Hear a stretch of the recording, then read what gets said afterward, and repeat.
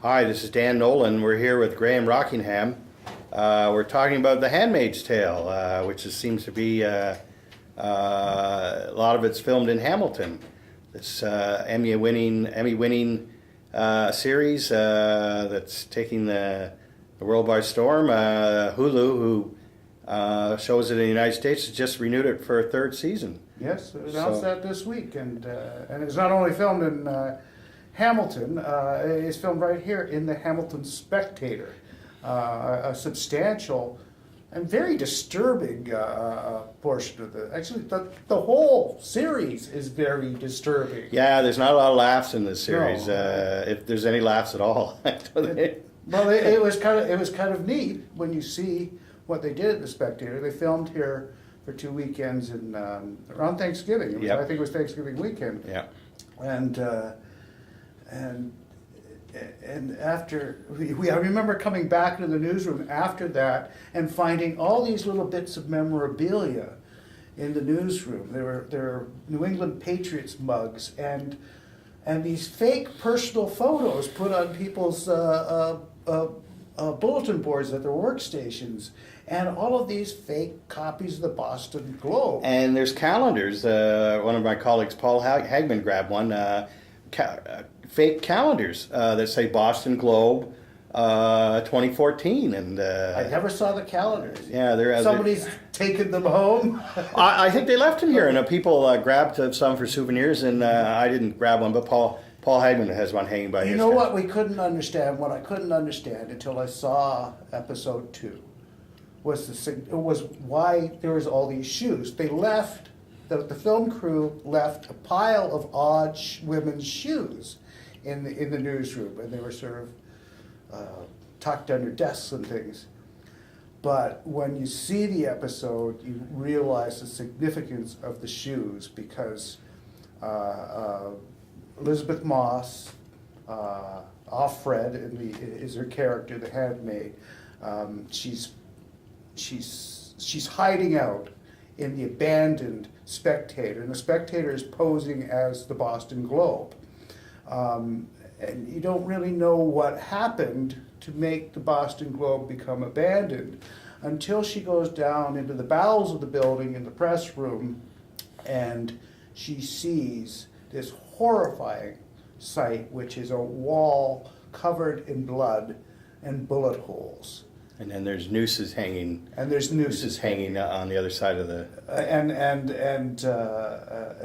that's when the shoe becomes important, because when she was in the newsroom, she found a single shoe, and then right down in front of the bloodied wall, she found its pair. So that it wasn't until that she picked up that shoe when you realized that all the people that had died against that wall were from the newsroom, and reporters like you and I. Yes. And that was bone chilling. That was. It is. It's a beautifully made show. It's beautifully written, and just that shoe. You're right. That shoe connection. Just suddenly, when you see the second shoe with blood by the wall, you just go, wow. And she knows, 'cause she says to her boyfriend, who turns up there to see her, like, why'd you bring me here? This is a slaughterhouse. And well, then she runs back up to the newsroom, and she collects all these personal mementos of the reporters at their desks, and brings them all back down to the site where the executions took place. And she builds a little memorial for her. It's quite touching. Yeah, and even though she's being oppressed by this right-wing religious society or something, Theocracy. Theocracy. She makes a prayer to God for Isn't that their interesting? souls. Right. It's very, very touching. Very. It's beautifully written. And as you said, they were here for 2 weekends, and I was lucky enough to come in on Thanksgiving Day, and we were able to meet Elizabeth Moss. She came over. Did you? Yes. Oh, I didn't know. Yeah, Jim Poling arranged this for some of us, and so there were a few of us came, about half a dozen of us came in and came over, and we had a very pleasant conversation with her. We couldn't take any pictures with her because she was in costume, and but I made some reference about, said, oh, I've known you, you know, she played Zoe.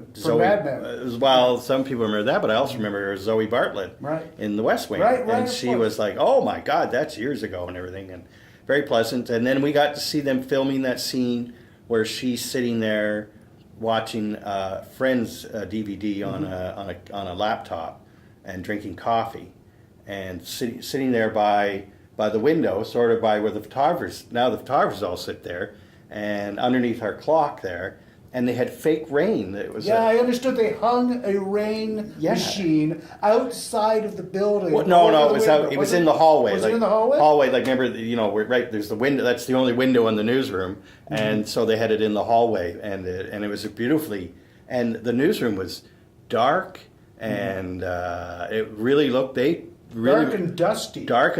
And they really made it look like an abandoned newsroom. And one scene, I don't know if you'll see it, but on one side of the wall they had gold letterings that say the Boston Globe, and in another wall, I don't know if you'll remember, we had that quote from Walter Cronkite that was there for, and we were able to keep it for a few months, but then they painted it over, and it was they got the fast. quote wrong. Yeah, they got there was some words missing, but it was a fascinating. And they turned the desks in. They had fake, and they had, you know, the desks had been abandoned. They had fake dust on the desks. Well, there was one New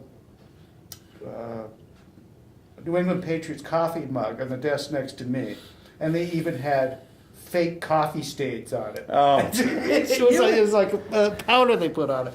It's amazing because there's set crews are 80 to 100 people, and you realize all the labor that goes into that, because they were filming one day, we were coming in the next morning to put out the Spectator, and the place was spotless.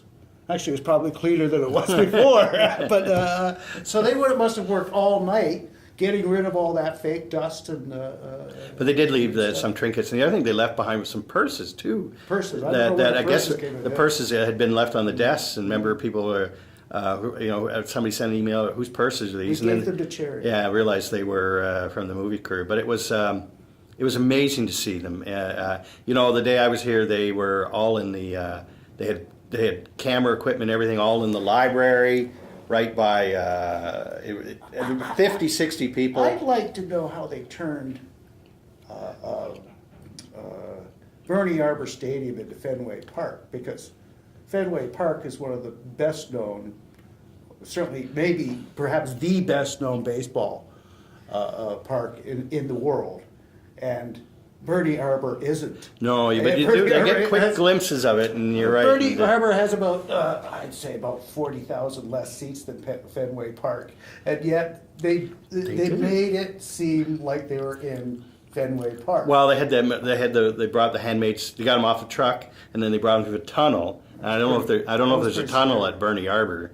It's about 5 feet long. Oh no! Well, this tunnel was like 35, a regular tunnel, like in a baseball stadium or something. So, again, movie magic. It was, magic. And we shouldn't. And then the commander's house is here in Hamilton. Now, I know you said near Aberdeen, but I know exactly where it is, but I'm not going to say because the homeowner has reported to the location manager that yes, people show up there, and they have a regular bunch of people who come and take selfies in front of the house. Yes, it's not hard. The show has that kind of thing. It's not hard to find if you want to find it and everything. And so we'll let you guys go out and find it yourself. And also, I think in the episode 2, they filmed at the Scottish Rite.